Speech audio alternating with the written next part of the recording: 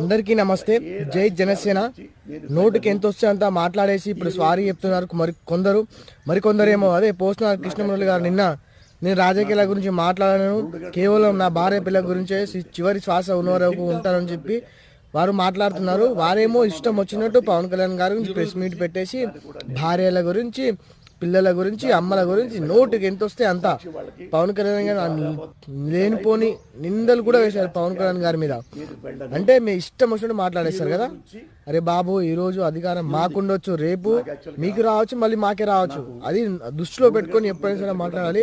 ఇప్పుడు కూటమి ప్రభుత్వం ఎలా ఉందో అలా నడుచుకోవాలి, అది గ్రహించాలి.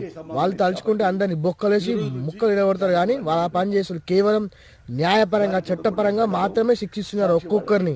ఇష్టం వచ్చినట్టుగా మాట్లాడే స్వార్థ చెప్పేసి సరిపోతుందారా బాబు? పోసాని కృష్ణమూర్తి గారు చెప్పండి మీరే, ఇప్పటికైనా గ్రహించండి. జై జనసేన.